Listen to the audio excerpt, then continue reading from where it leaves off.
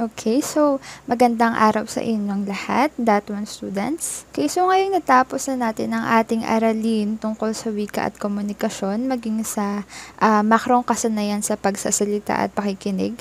At also, naka-undergo na rin kayo sa inyong midterm examination. Magsisimula na tayong talakayin ng mga leksyong nakapaloob sa ating ika-4 na kabanata, which is about masining at masinop na pagsulat. Okay, so bago natin isa-isahin at i-overview ang mga nakapaloob ng mga leksyon, atin munang bigyang kahulugan, in general, ang masining at masinop na pagsulat. Okay? Okay, so una, ang masining na pagsusulat ay isang uri ng pagsulat na ginagamitan ng mga salitang nagpapaganda sa isang akda. So, when we say akda, ito ay isang sulatin o isang komposisyon na nagpapahayag ng idea or kaisipan o diwa ng isang tao. Okay? At gayon din, maaari itong gamitan ng tayutay, idioma, or kahit na anong makukulay at matatalinhagang salita. Okay, so for example, inibig kita sapagkat hindi ka sanay maglubid ng buhangin.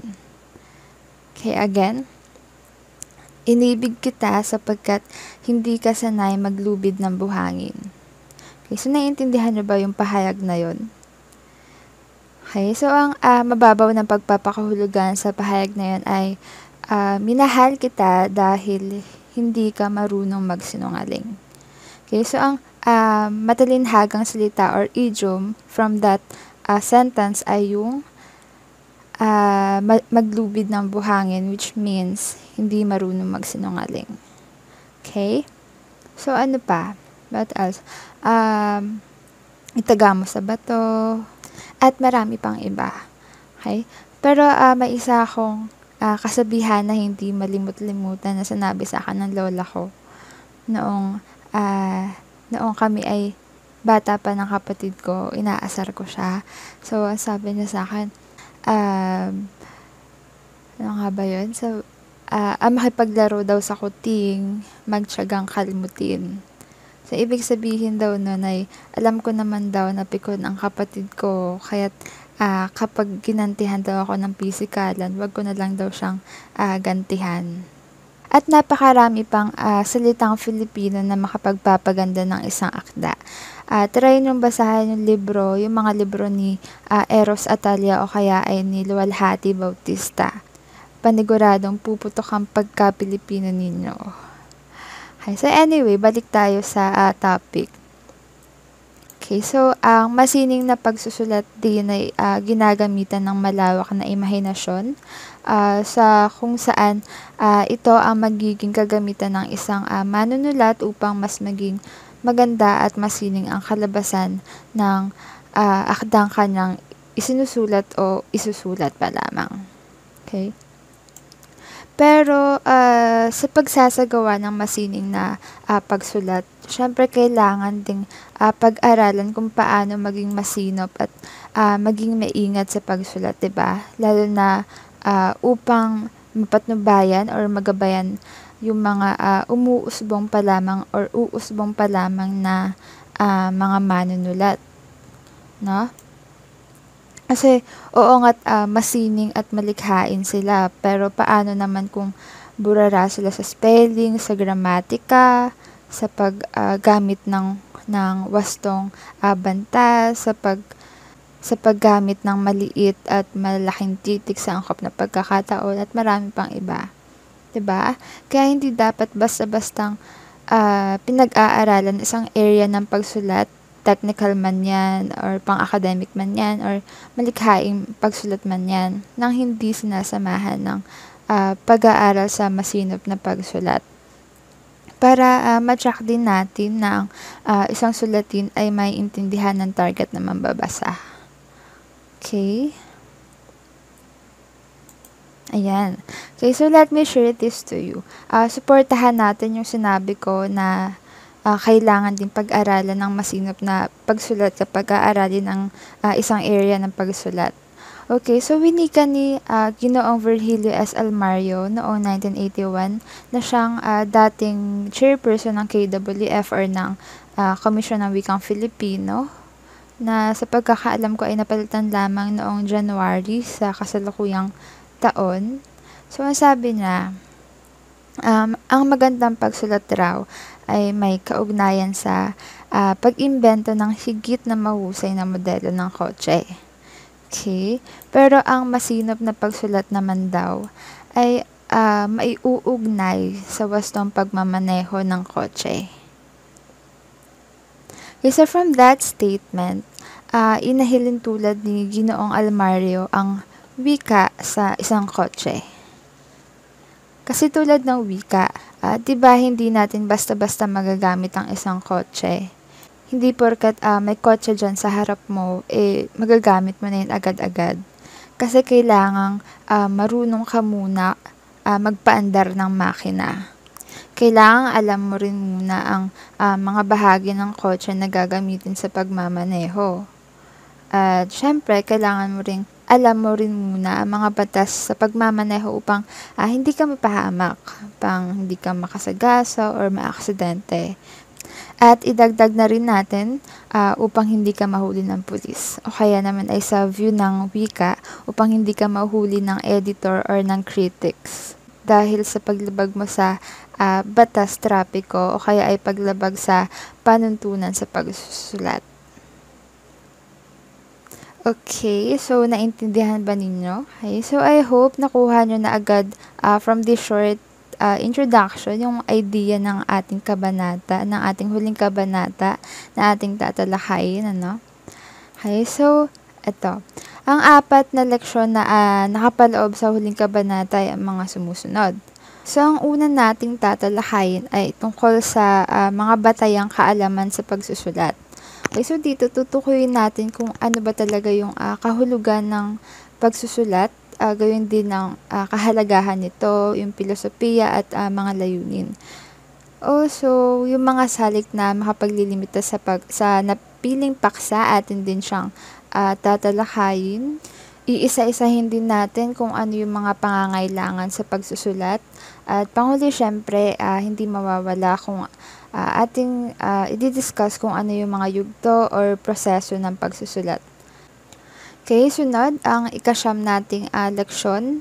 Ito ay tungkol sa masinop na pagsusulat. Okay, so una, ang ating tatalakayin dito ay ang pagpapalit ng D tungo sa R. Ikalawa ay kung kailan ba gagamitin ang nang at nang. Ang nang na maikli, which is yung NG, at yung nang na NANG, kung kailan ba natin to dapat gamitin. Ikatlo, kailan ba dapat isulat ng pabaybay ang bilang or kung kailan ba siya dapat isulat in numbers. Okay, so lilimitahan lamang natin doon yung topic sa masinop na pagsulat dahil yung tatlong yun daw ang mga malimit na pagtalunan sa pagsusulat sa Filipino kahit pa raw ng mga eksperto noon nung una pa lang. Okay, susunod, ikasampung leksyon, mag-focus tayo dito sa tayutay. Okay? So, ang focus natin dito ay yung iba't ibang uri ng tayutay na inyong magagamit sa masining na pagsulat.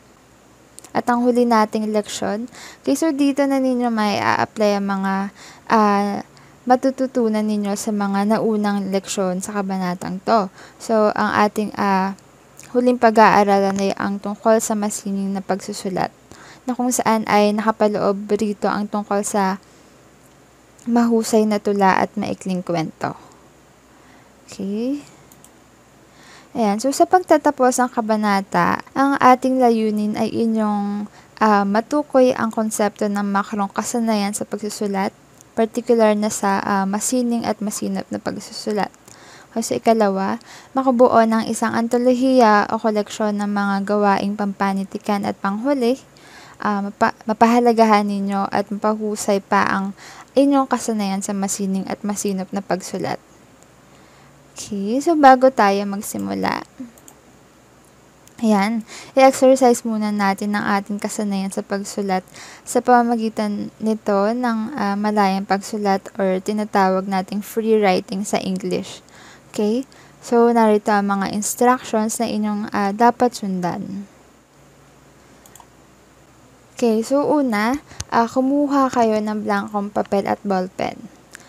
At ikalawa, umisip naman kayo ng isang paksa, ideya o tanong na nais mong bigyang pansin. Okay, so dito, maaaring ang piliin ninyong konsepto ay tiyak o pwede rin namang malawak. Depende sa kung ano yung inyong pinagkakainteresahan. Okay, so ikatlo. Okay, so itakda ang timer sa 2 minuto. Okay, so maaari ninyo gamitin dito ang inyong cellphone or pwede rin naman ang inyong wristwatch. Okay, so mas mainam siguro kung may tunog yung timer kapag natapos yung tinakdang oras para ma-alarm talaga kayo. Pero kung wala naman ay okay lang. Maging alerto na lamang kayo. So, ika-4. Okay, so start ang inyong hinandang timer at magsimula ng sulatin ang inyong mga nais sabihin ukol sa iyong napiling paksa nang hindi tumitigil hanggang sa matapos ang 2 minuto. Okay, malinaw ba yun? Okay, dapat hindi talaga titigil ha. At kung may dumating man na pagkakataon na wala na kayong maisulat, maaari nyo naman munang isulat na kung, for example, hindi ko alam kung anong susunod kong isulat. Wait lang, ano pa ba? Hanggang sa may dumating ng idea sa inyo at yun na yung mismong isulat ninyo. Okay, so basta ang pinaka-rule walang titigil hanggang matapos yung 2 minuto. Okay, sunod, ika-5. Okay, so upang iwasan ninyong matigil sa pagsusulat, mag-focus na lang kayo dun sa napili ninyong paksa.